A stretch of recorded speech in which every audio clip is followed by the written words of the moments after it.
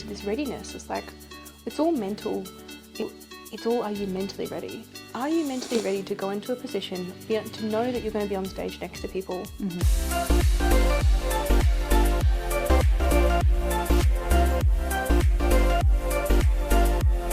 Hello, and welcome to another vlog on YouTube and podcast on Spotify by the Fit Minds podcast.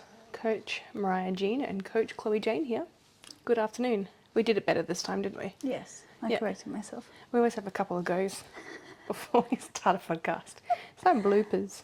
Not very funny bloopers, just our fucking stupid. Yeah, just our coffee deprived brains. Yes. Yes. It's funny, we can talk about biochemistry and, the science of fat loss and everything like that. But when it comes to just simple Basic words, shit. we forget how to speak. We're socially retarded. It's like when I'm trying to do a check-in and sometimes I'm like, I have to literally say the same thing like 4 times because I'm like... And it's just random words. It's not even anything in particular. No. Exactly.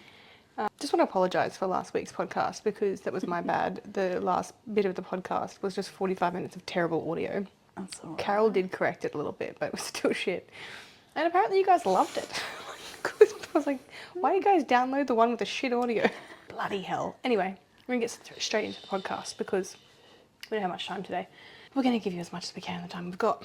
As you can see, we're in a different setting today. It's beautiful. We're in the bedroom because we didn't want to interrupt the baby. So, yes, she's asleep. yeah, trying to keep her asleep. Yes, she loves this rocking chair. Yeah, she really does. I think we need to put the rocking chair outside maybe for the next podcast. Yes. So we can have it in the lounge room. Imagine. So today we're going to talk about whether you're really ready to compete. It's a big topic. We've talked about pretty much all things comp prep in interviews with like the president of ICN, president of NBA. We've had different guests on the show across the time that we've done a podcast. Before I started working with you, We did an interview. it was an interview. I really wanted to pick your brain because I really like the way that you think and the way that you work and operate and your story as well. And obviously that's how you end up a coach. But I guess this podcast is focusing on like the very key fundamentals that you need to consider before prepping and some red flags Yes. that might tell you that you're not ready to prep, which is a really difficult thing to realise and even tell a client. I think it's extremely hard, I know for me personally, when I have my mind set on something. When you want to do it, yeah. Impulsive. Yeah, but in reality, I look back and I go, like, we had this conversation this morning, and looking back, I was like, oh, fuck, maybe I wasn't ready. And I even say that as your coach, like, what was your readiness to compete? The thing is, too, is a lot of the time coaches don't have the whole picture. We only know so much of what you've told us, and then we kind of discover stuff along the way, which... To be completely honest, as a coach, probably one of my flaws is that I kind of see the good in everybody. I see the potential, the best, in every single client. Yeah. And the problem that comes along with that is that I think it's less about, the thing is, a lot of people think limitations to prep are life circumstances. It's less about your life circumstances. No, exactly. It's actually not about your life circumstances. Yeah. And more about where your headspace is at. Yeah, your mentality. The way that you perceive prep in relation to life, the way that... And as well, I was saying to you, prep itself is not tricky. It's not. In terms, like, yes, you get depleted, yes, you get tired, yes, you get hungry, you have to socially isolate, which we'll delve a little bit further into later on. But post-comp. Reversal. It's reversal. Everybody thinks about the shiny object. They think about stage, bikini, heels, posing. Women, we get so focused on the aspects we probably shouldn't. We don't think a lot about the restoration of our menstrual cycle, the food choices post-comp, the binge eating behaviours that can sometimes come into place. So one of the first things I would suggest, my top number one, are you ready to prep? Because let's just get rid of timelines and how much body fat and muscle and everything, right? Because that's just a matter of time. Number one thing is that, can you follow a plan? Yes. Are you adherent to a plan before? Not just in a deficit. Yes. Not just in comp prep. Yes. Are you able to follow a plan in a surplus? Are you able to follow a plan going through a boring old maintenance period? Yep. If you've given yourself a set goal, if you can't follow a surplus, and I mean as in 90-95% of the time, and this was one of the things we were talking about, was like, you really struggle with surpluses. So do I, right? And so I would say maybe my readiness to compete most people do struggle with a surplus. Yeah. 9 out of 10. And so it would be more a case of, have you given yourself the opportunity to do a surplus? How successful was that? This 5 to 6 month stint in a growth phase, you know, how did you go with that? Did you grow? Did you get stronger? Did you willingly eat extra calories? Did you track them? Did you dirty bulk instead? All this type of stuff. Did you say, well, it doesn't matter because I'm in a surplus, I may as well eat what I want? And so this is not to say that, and this is also so important, comp prep is not for everybody. No. Because the amount of people who then go, oh, well, then you're saying that I can't prep if I can't be strict in my off season. It's like the strictness is definitely more lenient. Yes. You go to weddings, You have more social ability. all the like special events. But it's the frequency of these that matter. Yeah. Right. So if you're going to these events, say every weekend, and then Sunday afternoon bevies is not a special event. no, and then after having a night out, like every week, going out every weekend, and then coming home and feasting on McDonald's, and then having Sunday freaking KFC feeds, Going to a baby shower and binge eating on the platters that they've got there. And yeah, I know. Cheese is great. I think certainly, like, and this would probably be my big red flag, was that when I was first looking, or people were telling me I should compete, I was anorexic. Yes. And to me, I wasn't ready. No. So that's another thing. Like, if you've got a pre-existing condition or an eating disorder, or your relationship with food is shit. Yeah. If you undereat, if you overexercise, if you... Or roles reverse of that. If Yeah. you're a binger. If you're a binge eater, exactly, because we've been in the different types of situations, kind of cover the whole, and that's only personally. Yeah. But if you have these pre-existing conditions or significant mental health struggles, and you know what, every second person has mental health struggles. And that's elevated during prep. Everything The is just much. anxiety, the depression, you have to be okay with being isolated. If you have trouble in your relationship, it will be far worse. Everything is amplified. So I guess it's like, are you ready to compete isn't actually about your physical readiness. Definitely life circumstances, the biggest one would be your relationships. Yeah. Where are your relationships currently sitting? Where is your support network? Yes. Do you have a support network? Do you have people around you who are going to bring you up or put you down? You know, so that would be the biggest life circumstance change in factor would be, I think, you know, do you have the adequate amount of support required to go through this And kind of not only progression? that, like, do you have the strength mentally for those around you that aren't In comp prep or understanding of your situation? I had so many people, who say you look sick, you look skinny. like, oh, why are you doing this to? Like, I don't mean to slam my mum here, but for the first couple of months of prep, she would be like, oh, surely one bite here won't hurt. Oh, I can't believe, And the thing is it's not necessarily that you can control what they say, because you can't. You just have to be able to block it out, Palm it off. resist them those temptations of when they go, oh, surely it's just one bite, it won't hurt. Blah, blah, blah. Are you ready for the social isolation? Yeah. Are you ready for having to say no to going to dinners and events? Or if you do go to these dinners and events, eat before you go. Have a Diet Coke. Pepsi Max or Diet Coke there. Coke Zero. And it's, are you ready for the feeling that you're missing out? FOMO, because you get FOMO when you're not competing, because you want to compete, but then you get FOMO when you are competing, that you want to be living life. It's a lose-lose situation, really. What it is perspective. Yeah. You've got to think, I am privileged to be in this situation. It's a privilege to prep. It's also a privilege to have everyday life and not be in prep. Yeah. You know? Yeah. So it's looking at the positives of each side and going, well, there's good things about not prepping and there's good things about prepping. Yeah. And we've just got to try and ride the high of those things. You know, be like, the period I'm at the moment, I'm not competing anytime soon. I'm just loving every day with my baby. I'm loving running my company. I'm loving the success of my clients. And like, I don't need... It's that fulfillment. No, I don't need that gratification. Not anymore. Less than I used to since becoming a mum.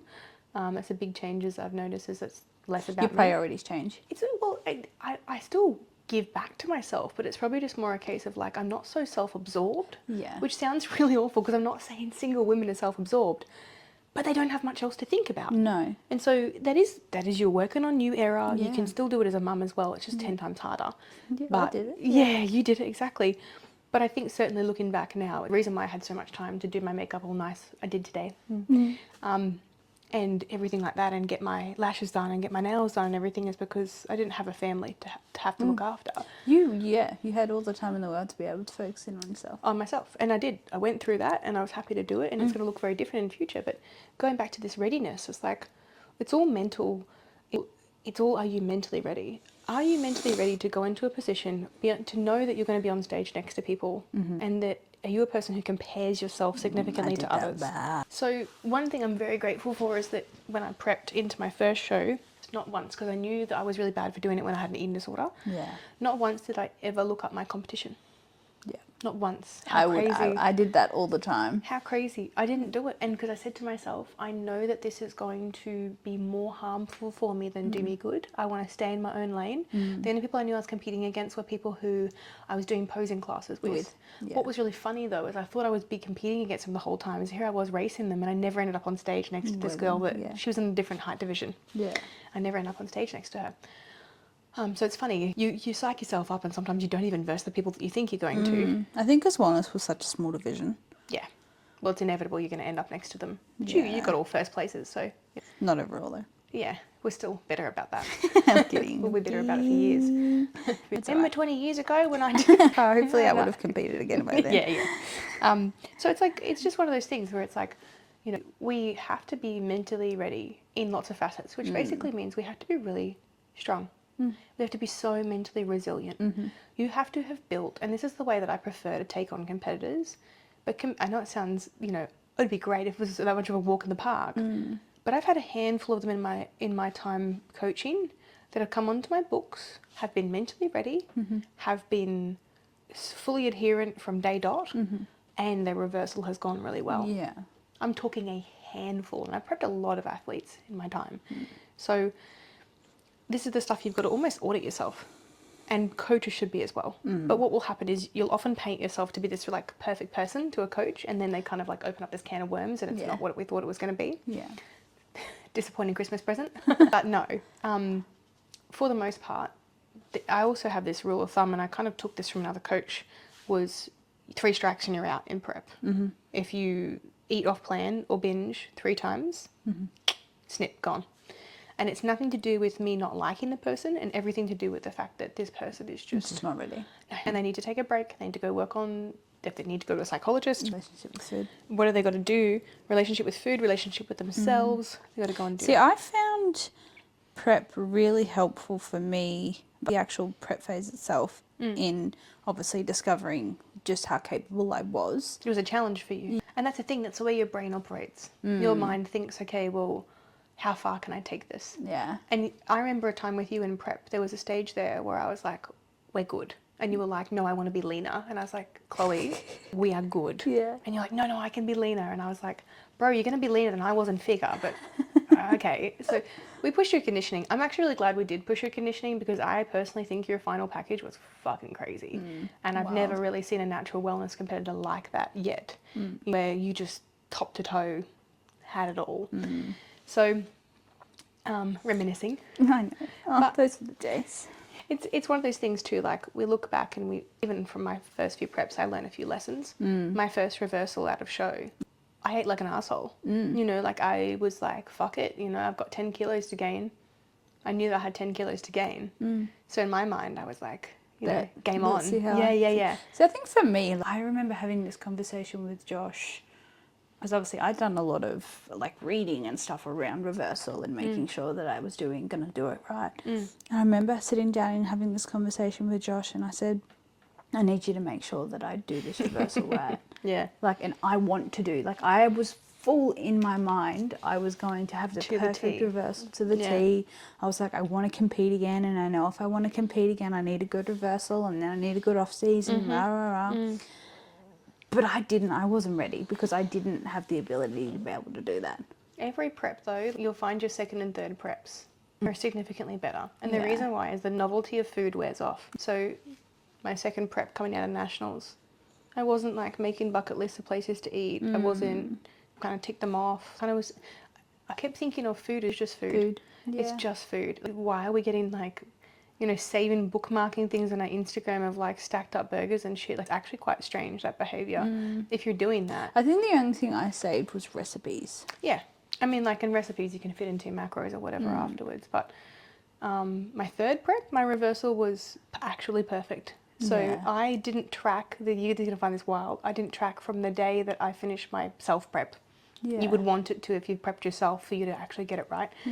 Didn't track a single morsel of food, and I think in 3 months I gained like 5 or 6 kilos. Wow. Yeah. And I wasn't dieting, I just wasn't tracking, Eating and I wasn't mindfully. eating like a dickhead. I was eating very mindfully. My first meal of choice was a poke bowl, because I couldn't wait for just an untracked salad and like rice, and you know what I mean? Like I was just like I really just want a dressing hearty and- meal. And yeah, and dressing, exactly. So a lot of the stuff that I was eating post-comp, and my partner, Alex, also cut with me through my comp. So he was kind of reversing too. So we both went through it together. We would go out and have meals, and I would just, if I wasn't hungry, I just wouldn't eat the rest of it. I didn't order loaded cookies. I didn't do that whole freezing stuff in my freezer. I didn't do any of that. We just made beautiful dates together, and we went on picnics and Yeah. just made sure that the food choices we had were wholesome and that weren't too far away from what we would usually eat. Just And it's hard for an everyday person to have that knowledge. Oh, exactly. This is not me saying. Yeah, no, that's what I mean. Every Like, person can, it's- but by the yeah. third prep, you should Yeah. honestly. If you've gone through your preps and this is the thing, if you've gone through your preps and by the third prep you haven't learned anything from your coach, get a new coach, Yeah. because this is what I want for my clients. I want them to be able to get to the second or third prep and start to be able to introduce more flexibility without gaining lots of body fat, and just being able to go to events and be able to work things in. We've actually got a video in our course about how to eat flexibly out of tracking. So you're right though, for the average person, if you're not a coach, prepping and reversing is even harder. Yeah. Because you haven't got the education behind you, you haven't got the experience with your clients, seeing them do it, Yeah. and then your own personal experience and going through it as well. So it's kind of these added layers. Like, we are lucky in a sense, but being a coach is also very difficult in that aspect, because we then have that added pressure to I then was gonna sustain say, that yeah, we have the pressure of the being looked upon and performance and whatever. And I Yeah. suppose that's just part and parcel of being a coach. coach. Yeah. But the other things of readiness, well, now we've talked about the mental readiness, which is like, you know, the isolation, the relationship changes, all that type of stuff, support network. Physically, one of the most common mistakes I see is someone coming to me and saying, I want to compete season A 2025. And like, before I've even seen pictures of them, before they've told me what the divisions are or anything like that, I just want to compete next season. So first question, you got any pictures? Do you know what your current body fat percentage is? yeah. Do you know what division you want to go in? Oh no, I'm a newbie. Okay, well that's cool, no worries. Let's look at your pictures, see what your overall physique looks like. You know, let's get an in-body scan or get some pinches done, some calipers or whatever. Let's see where you're sitting. Oh, you know, I was just thinking I'll just go in and sit. And I'm like, no, winging it Yeah. into a prep. Yeah. And just like random months of the year, like November, I want to prep in season A next year. You're going to give yourself like a shorter space of time to be able to achieve this goal. And so we think that's Lolly snoring. I think it was my tummy actually. All the noises happening. So it's like, these are all the things we've got to consider is, how long do we need for this person to prep? Yeah. Do we need, if the starting point is, if your coach isn't talking to you about what your body fat percentage is and how much muscle you've got, They're fundamentals. how do we know how far we've got to go? Yeah. You know, it's like going on a road trip and going, where are we going and how long is it? Yeah. Oh, no, fuck it, we'll just go in that direction Yeah. I mean, a lot of people do that. and run out of fuel. yeah. Yeah. End up in the middle of bumfuck nowhere. Yeah. But you got to have a plan. You got to have a plan. And also rate of loss is something to consider as well. People think that they can do a 20-week prep and they've got 20 kilos to lose. No, I'll just wow. lose a kilo per week. Per week. It's not that simple. So something I learnt a long time ago now is percentages matter. Mm-hmm. And so if a person starts at 80 kilos, well, the percentage of, say, like a 1 kilo loss is going to be the same as what at 40 kilos would be at 0.5%, right? Mm-hmm. So, sorry, 2%. My maths is not mathing. Yeah, I was just agreeing. Yes. So like if you lose a kilo at 80, sorry, I'll do better math for me because my brain hates math unless I've got a calculator. Millennials love that. 100 kilos and a kilo is 1%. Yes. 50 kilos and 1% is 500 grams. Yes. So when a person goes, I want to lose a kilo each week, what they don't realize is the lighter they get, the percentage. The harder that is. The harder that is, that's right. Yes. And the percentage, if it stays the same across that time, the actual rate of loss slows down. Slows down, yes. So you end up with eventually only losing and you know, I've only lost 500 grams this week. Yeah, brah, because you weigh nothing. Yeah. You know, only lost 300 grams this week. Yes, because you weigh nothing. So we're taught in comp prep is to try and stick between a certain rate of loss, right? In Gen Pop, you kind of look at like 0.5 to 1% rate of loss. So it's pretty standard, mediocre, like whatever. You're not going to push them that hard. You can bump it up to 1.5% in comp prep, but not necessarily every week. Maybe in the beginning and maybe Maybe when you're really towards the end, you're I was like, going oh, to say fuck, like peak week and stuff. yeah, or like you're drying out and losing some fluid and stuff like that. That's a whole nother kettle of fish, that process. But so you can push it to 1.5. What do we see though with over 1.5% loss You on the lose scale? periods, brain fog, fatigue, Atrophy, muscle wastage. Yeah, muscle wastage. So the whole reason you're stepping on stage is because you're going into a bodybuilding show, and here you are risking your muscle mass because you're like, oh, well, I'll just do a shorter prep and I'll lose more. So if you've got a lot of body fat to lose, I'm going to say above 15 kilos, you're going to need a longer prep Yeah. with more diet breaks. And I think a lot of people don't understand how much body fat they have to lose to get into that division. Yep. I literally have And I think people don't understand just how tricky it is. I've got 2 competitors this season who've lost over 25 kilos to get to stage. They have been in prep since November last year, if not earlier, with diet breaks and all the above. But it's really risky shit. Yeah.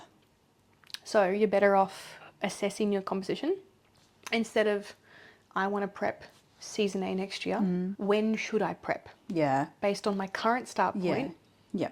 what's a reasonable timeline? Luckily, What time frame am I looking at? That's right. And then not trying to plan prep around Events. social events. Oh, but I've got my, I mean, fair enough. It's your 50th, your 40th, whatever. I get it. It's a big milestone. They're like, oh, My sister's brother's wedding. my cousin's dog sister's auntie's wedding. Yeah. So far removed. Yeah. Oh, I've got this bucks party I got to go to. I've got this hens party I got to go to. That's nice. Are you the maid of honor? No, then it doesn't matter. Bro, no. Like, so a lot of people will do that. Oh, I want to do season B next year because Christmas comes around Every year. Yeah. And so if you avoid a season because of Christmas, unless you've got a very important family member you want to have Christmas because it's the last Christmas. But even then, you could still attend Christmas. Don't eat what they're eating. You just have so to, simple. like, and if you Track what you're eating. And I'm a big believer in much. like, the only time I would give someone a day off for Christmas is if they are very far ahead of where they need to be.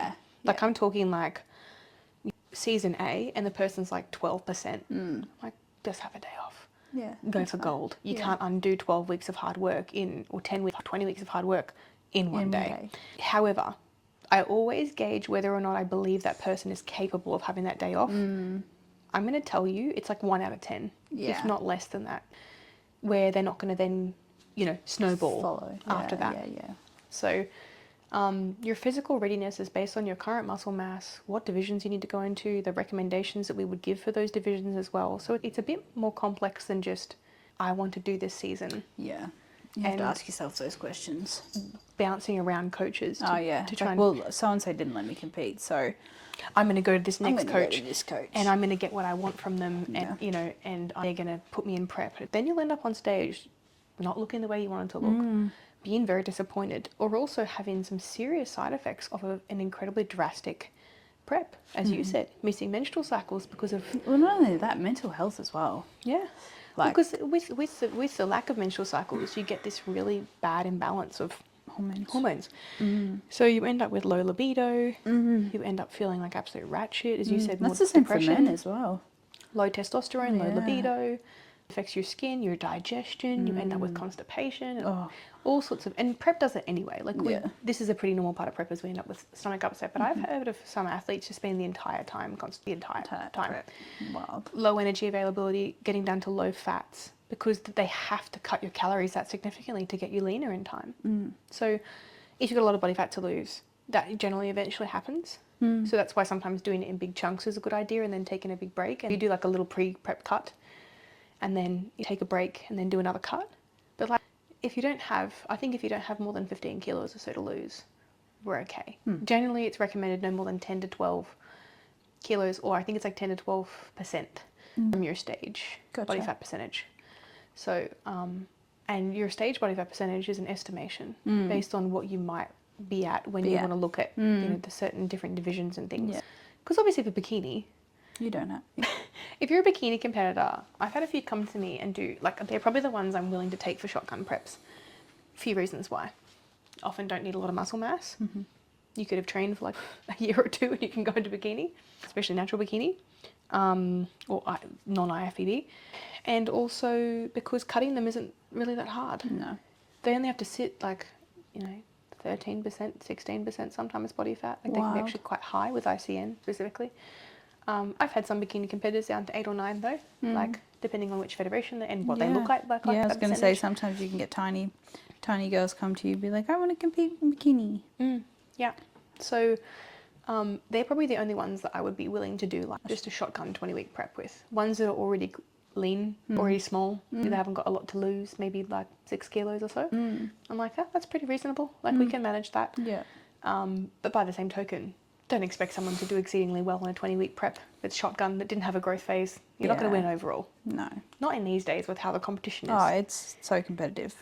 So it depends what composition you come to your coach in. If you come to your coach and you've already done a mini cut and you're like sitting around like 16% body fat or 15% body fat, you've got plenty of muscle, this never happens. Yeah. I think you were probably one of the ones that I worked with that you came to me and I was like, this is a really good canvas to work with. I think I'd already done a little bit of a cut. Well, what we did in your prep actually, what was really interesting is we started out with maintenance calories, I'm pretty sure from memory, which to me would have justified that you were ready to prep because it wasn't a surplus, but it wasn't a deficit. Yeah. And you were adherent. You were like, I'm taking this really seriously. You know? So I think in that readiness that you showed there, you were good. And that's usually what I do with people who come to me who are pretty lean. They don't have lots and lots to lose.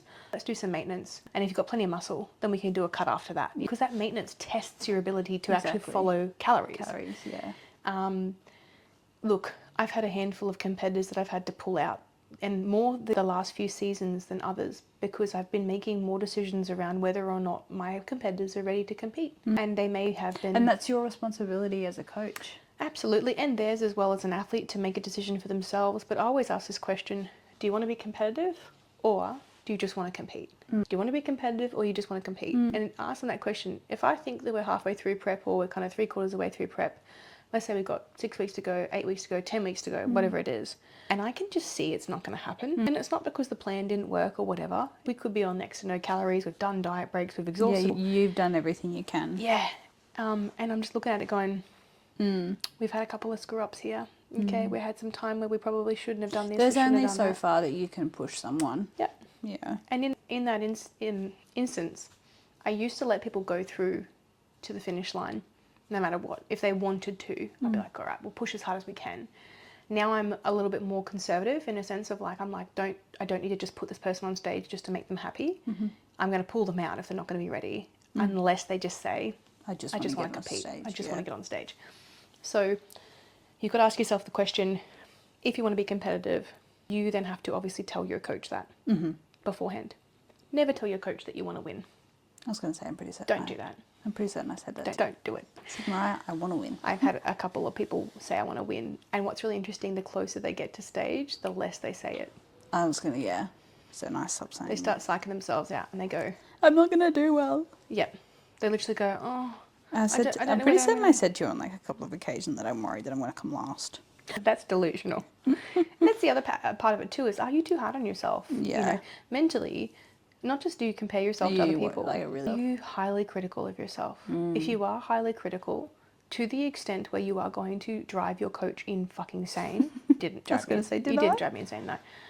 But if you keep, like, and you're a big stress head, you're a big old stress head, and you've hit your steps perfectly, and you've hit your calories perfectly, and you might have just got your period, and you've got your period, and your fluids up a little bit, and your coach goes, your fluids up, and you got your period. And if you can't trust in your coach and trust in that process, you are going to have a terrible time of prep, because you're going to constantly question your coach. You're going to constantly question the process. And you're going to go, you're going to try and fight things you can't change, like your period, like your fluid weight, which you cannot fucking change. You can't stop and you don't want to stop your period in prep. No. So you've got to get used to the fact that your weight is going to go down. There's going to be things out of your control. Yeah. If you're not ready to relinquish control, you're not ready for prep. Yeah. And it's funny because you would think that I would want to convince as many people as possible to compete. Money.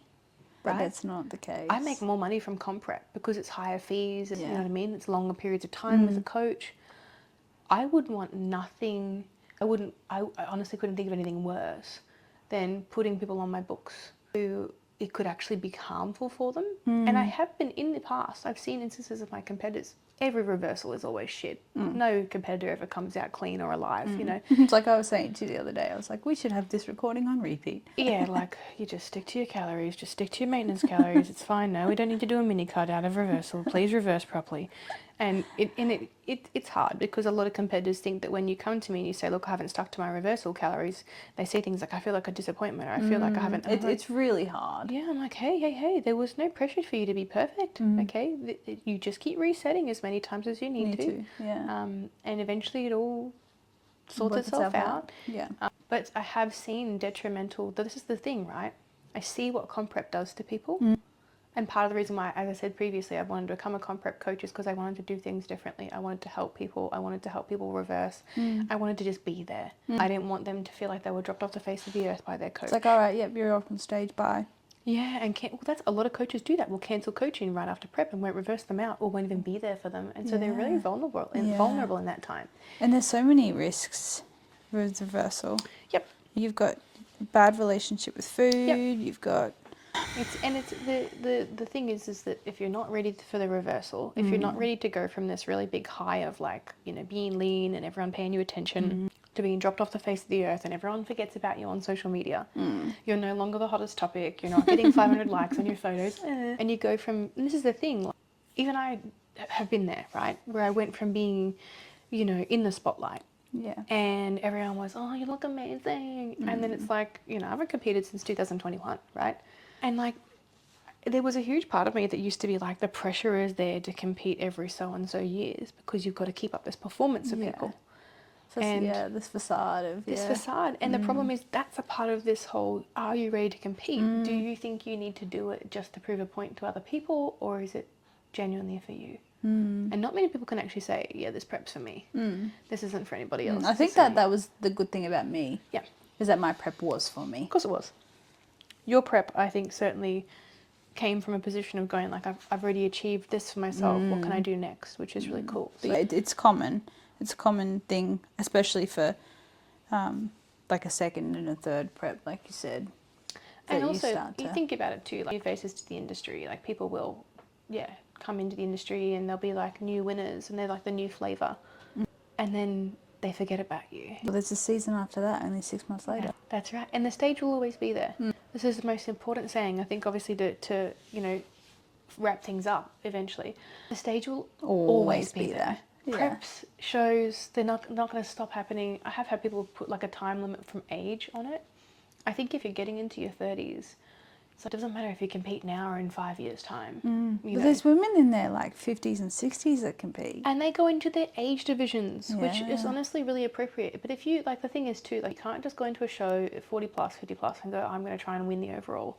Not saying that being over 40 or being over 50, it's not possible. But by the same token, like, just be glad that you're still going to compete and that you can do this, because most people don't do this in their 40s and 50s. Yeah. It's actually impressive. Yeah, well, you're going through menopause. And after having children. Like, the list goes on. Yeah. So your readiness to compete, there's a lot of things that are should be assessed that aren't being assessed.